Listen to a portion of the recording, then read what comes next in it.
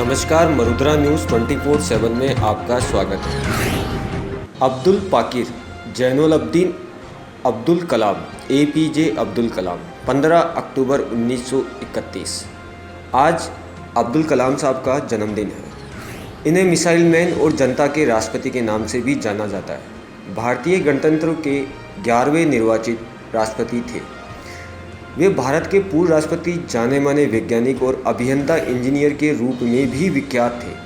उन्होंने सिखाया, जीवन में चाहे जैसी भी परिस्थिति हो, पर जब आप अपने सपने को पूरा करने की ठान लेते हैं तो उन्हें पूरा करके ही रहते हैं। अब्दुल कलाम मसूदी के विचार आज भी युवा पीढ़ी को आगे बढ़ने में प्रेरित करते हैं।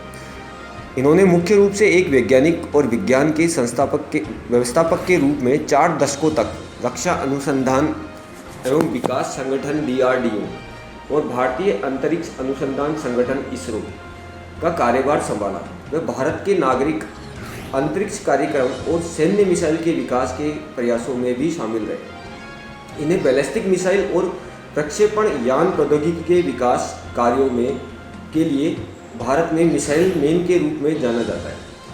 इन्होंने 1974 में भारत द्वारा पहले मूल परमाणु प्रशिक्षण के बाद से दूसरी बार 1998 में भारत के पोखरण द्वितीय परमाणु प्रशिक्षण में एक निर्णायक संगठनात्मक, तकनीकी और राजनीतिक भूमिका भी निभाई।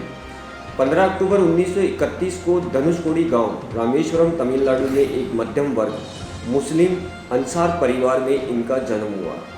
इनके पिता जैनुलब्दीन न तो बहुत ज़्यादा पढ़े लिखे थे और न ही पैसे वाले थे। इनके पिता मछुआरों को नाव किराए पर दिया करते थे। अब्दुल कलाम संयुक्त परिवार में रहते थे। परिवार की सदस्य संख्या का अनुमान इस बात से भी लगाया जा सकता है कि वह स्वयं 5 भाई व 5 बहनें थे और घर में 3 परिवार रहा करते थे।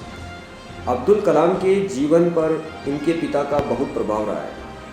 1972 में भारतीय अंतरिक्ष अनुसंधान संगठन से जुड़े अब्दुल कलाम को परियोजना महानिदेशक के रूप में भारत का पहला स्वदेशी उपग्रह LSB तृतीय प्रक्षेपास्त्र बनाने का श्रेय हासिल हुआ।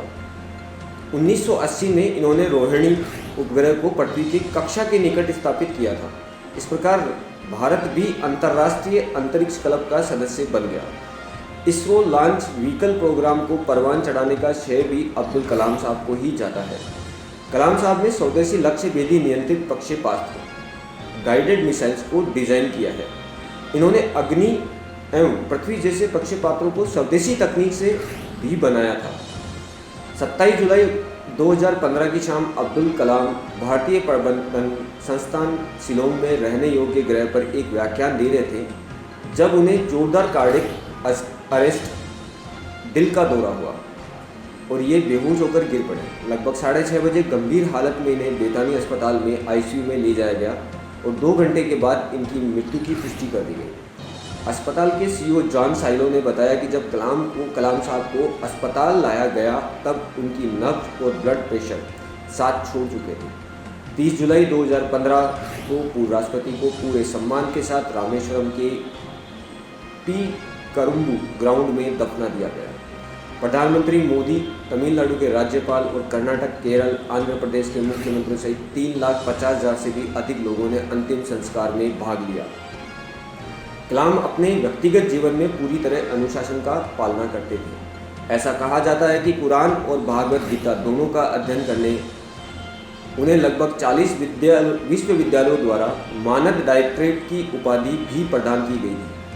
भारत सरकार द्वारा उन्हें 1981 में पद्म भूषण और 1990 में पद्म विभूषण का सम्मान प्रदान किया गया, जो उनके द्वारा ISRO और DRDO के कार्यों के दौरान वैज्ञानिक उपलब्धियों के लिए तथा भारत सरकार के वैज्ञानिक सलाहकार के रूप में कार्य हेतु प्रदान किया गया।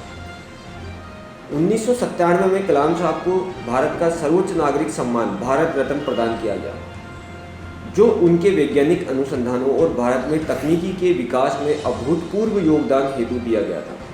आज भारत के लाल, भारत रत्न, मिसाइल मैन कलाम साहब की जयंती है। इनके बारे में जितना भी बताया जाए वो कम है। मैं ज़्यादा तो नहीं कहूँगा, पर भारत के सभी धर्म समुदाय के चहेते थे हमारे कलाम साहब। हमारे पूर्व राष्ट्रपति कलाम साहब आज इनकी जयंती पर मरुद्रा न्यूज़ 24/7 पर छोटी सी कोशिश इनकी यादों को सबके सामने लाने के लिए। धन्यवाद।